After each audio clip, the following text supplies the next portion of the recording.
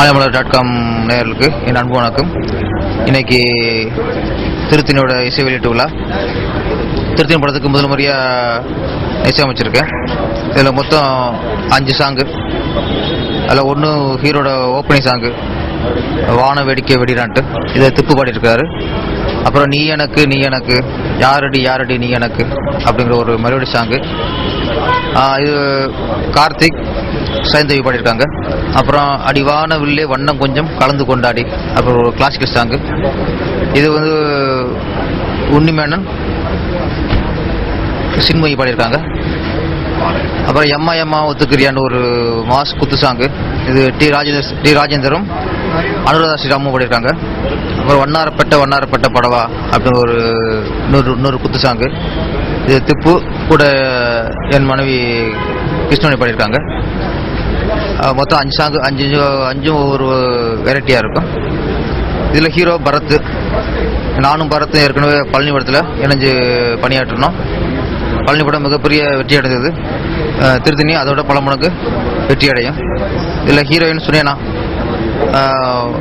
வெறும் love track அப்படின்னு சிம்பிளாக போயிடாமல் இதில் காமெடியாக பண்ணியிருக்காங்க. காமெடியில் கலக்கியிருக்காங்கன்னு சொல்லலாம். கண்டிப்பாக ரசிகர் மத்தியில் அவங்களுக்கு அவங்க நடிப்புக்கு பெரிய வரவேற்பு கிடைக்கும். அப்புறம் இதில் ராஜ்கிரண் முக்கியமான கருத்து பண்ணியிருக்காரு. ஏற்கனவே பல படங்கள் நடித்து பேர் வாங்கியிருக்காரு, நல்ல பேரில் வாங்கியிருக்காரு. இந்த படத்துலையும் கண்டிப்பாக ஒரு நல்ல பெரிய ஒரு பேர் கிடைக்கும். ஏன்னா கதை ஓட்டத்தை மாற்றி அமைக்கிற கேரக்டர் ராஜ்கிரண் சார் கேரக்டர். கண்டிப்பாக அவருக்கும் இதில் ஒரு நல்ல பேர் கிடைக்கும். அவர் பேரரசு படம் அப்படின்னால கமர்ஷியல் ஃபார்முலாக இருக்குன்ட்டு பொதுவான ஒரு கருத்து. இது வெறும் கமர்ஷியல் இல்லாமல் வேறு அடி ஒரு சாங்ஸ் அப்படின்னு இல்லாமல் நல்ல ஒரு மெசேஜோடு கலந்து திருத்தணி படத்தை அமைச்சிருக்கோம். கண்டிப்பாக மக்கள் மத்தியில் பெரிய வரவேற்பு பெறும். நன்றி, வணக்கம். படத்தை பற்றி சொல்லணும்னா, இந்த படத்தினுடைய இயக்குனர் பேரரசுடைய இது 7வது படம்.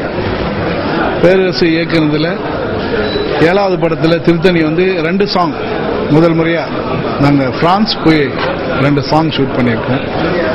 5 சாங் மொத்தம் படத்தில். அதில் 3 சாங் இங்கே செட் போட்டு எடுத்திருக்கோம். படத்தில் வந்து பரத், சுனைனா, ராஜ்கிரண், ஆசிஷ் வித்யார்த்தி, அப்புறம் பாண்டியராஜன், ஓஏகே சுந்தர், சிட்டி பாபு, மீனாகுமார், இப்படி ஏராளமான நடிகர்கள் பட்டாளம்.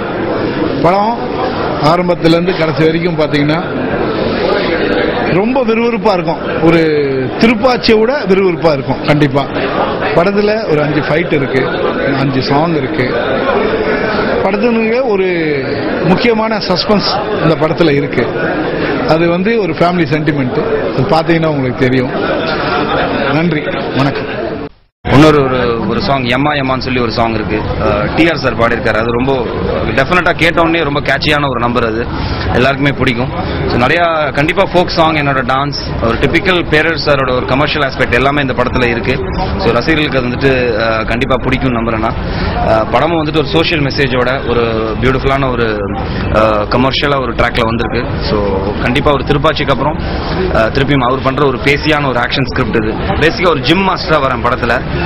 பட் அது ஒரு அங்கம் தான் படத்தில். அதை தாண்டி வந்துட்டு உடல் வலுவில் எல்லா இளைஞர்களுமே வந்துட்டு ஒரு நல்ல விஷயத்துக்கு தன்னை ஈடுபடுத்திக்கணுங்கிறது தான் வந்துட்டு ஒரு சோஷியல் மெசேஜ். இது அதை கமர்ஷியலாக பேரரசு சாரோட ஒரு பேட்டர்னில் நல்ல சாங்ஸ், மியூசிக் எல்லாமே சேர்த்து பண்ணியிருக்கோம்.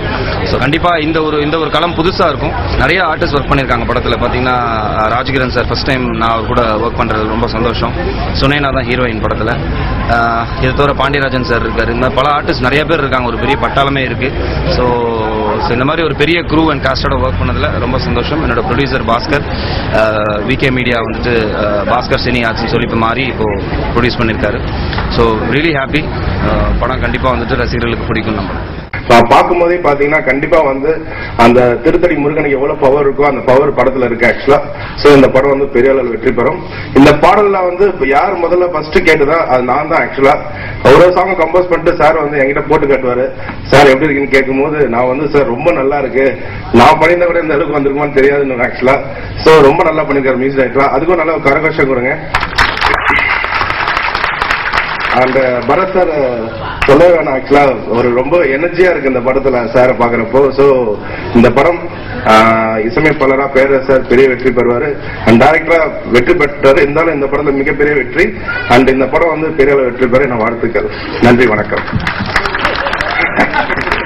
இந்த ஒரு முக்கியமான விஷயம் சொல்ல விரும்புறேன். பேரரசர் வந்து அடுத்த படத்துக்கு என்னதான் மியூசிக் டைரக்டர் போறேன்னு இப்ப சொல்லியிருக்காரு. அதுக்கு ஒரு கரகோஷம் கொடுங்க. ஒரு புது அவதாரம் மியூசிக் டைரக்டர் பேரரசு வந்திருக்காரு.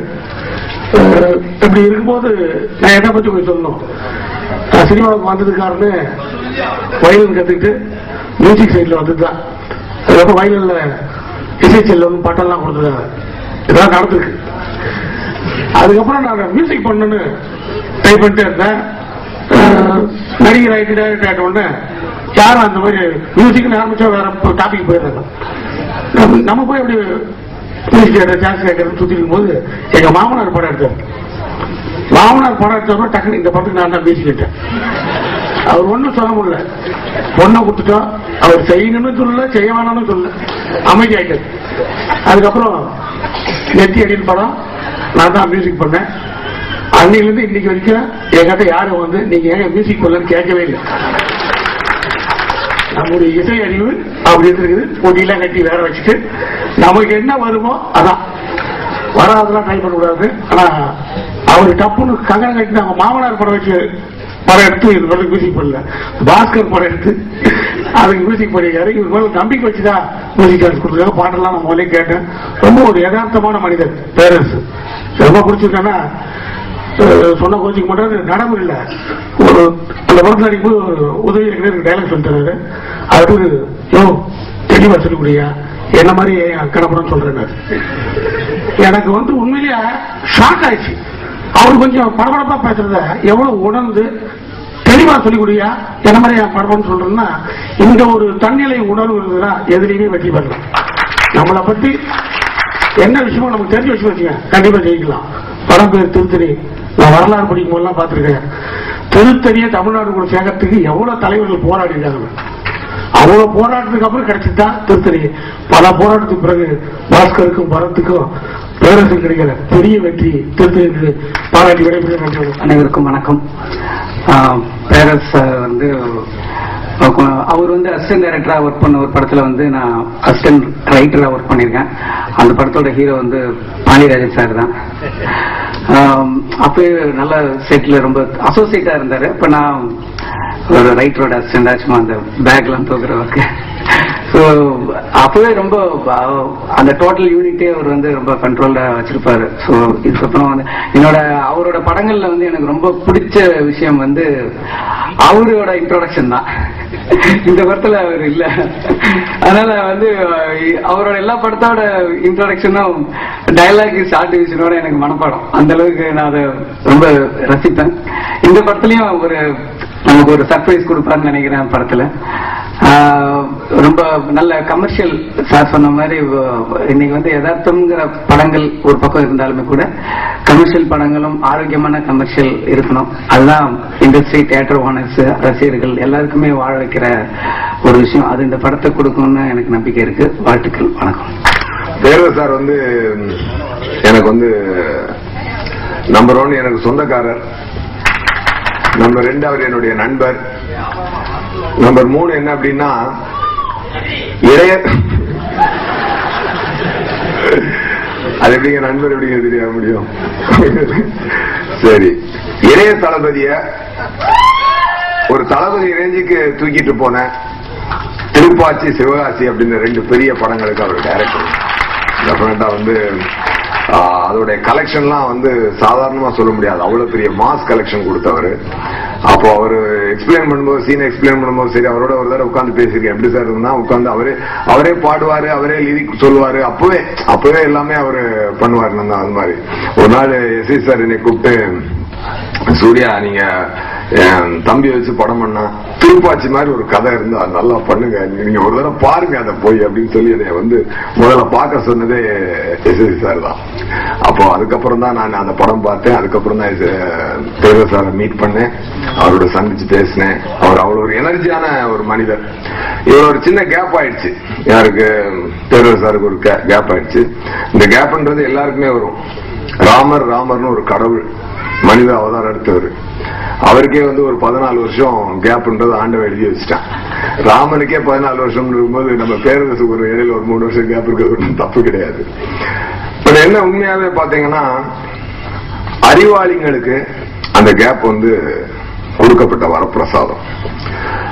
முட்டாள்கள் வந்து அந்த 14 வருஷத்தை வந்து அந்த 14 வருஷம் வந்து சேர்ந்து வரலாம், பிரிஞ்சு வரலாம். எம்ஜிஆருக்கு எடுத்துக்கிட்டீங்கன்னா முதல் 14 வருஷம் கஷ்டமாவே போயிடுச்சு, அடுத்த 14 வருஷம் ஓஹோன்னு இருந்தது. மைக்கேல் ஜாக்சனுக்கு பாத்தீங்கன்னா ஃபர்ஸ்ட் 14 வருஷம் ஓஹோன்னு இருந்தது, அடுத்த 14 வருஷம் ஒன்றுமே இல்லாம ஆயிடுச்சு. அது மாதிரி சிலருக்கு அது பிரிஞ்சு வரும். அந்த மாதிரி இவருக்கு வந்து ஒரு 3 வருஷம் பிரிஞ்சு வந்திருக்குன்னு நினைக்கிறேன். பட் உண்மையா சொல்லணும்னா அந்த கேப் தான் ஒரு மனுஷனை திருப்பி தன்னை தயார்படுத்தி கொண்டு ஒரு சிறப்பான முறையில் திருப்பி வருவதற்கு பயன்படும். முட்டாள்களுக்கு கேப் வந்து வலி, அறிவாளிகளுக்கு கேப் வந்து ஒரு வரப்பிரசாதம். தன்னை சரி செய்து கொள்வதற்கு, தன்னை அடுத்த ஒரு லெவலுக்கு எடுத்துட்டு போறதுக்கு. திருத்தணி படத்துக்கு அந்த மாதிரி அவர் நல்லா ரெடி ஆகி தேவர் சார் ரொம்ப சிறப்பா ஒரு இசையமைப்பாளராக நல்ல சாங்ஸ், அந்த வானவில் சாங் எல்லாம் ரொம்ப நல்லா இருக்கு, ரொம்ப அழகா பண்ணிருக்காரு சார். அது மாதிரி பாஸ்கர் சார் ப்ரொடியூஸ் பண்ணிருக்காரு. பேரர் சாருக்கும் பரத் இப்ப அடுத்த படத்துக்கு கூட ரெடி ஆயிட்டாரு, ஆளெல்லாம் மாத்திக்கிட்ட மாதிரி டெடிகேட் பண்ணி ஒர்க் பண்றதுக்கெல்லாம் ரெடியா இருக்காங்க. எல்லாமே மக்கள் சார் சசி சார் டைரக்ட் பண்றாரு, அதுக்காக தான் அந்த கெட்டப்னு சொன்னாரு. டெஃபினட்டா திருத்தணி படம் அவருக்கு ஒரு பெரிய நல்ல ஒரு அங்கீகாரத்தை அமைத்து கொடுக்கும். பேரர் சாருக்கு மீண்டும் அவருடைய கிரீடத்துல ஒரு கமர்ஷியல் ஸ்டோனை வைக்கும் அப்படின்னு சொல்லி நான் நம்புறேன். நன்றி, வணக்கம்.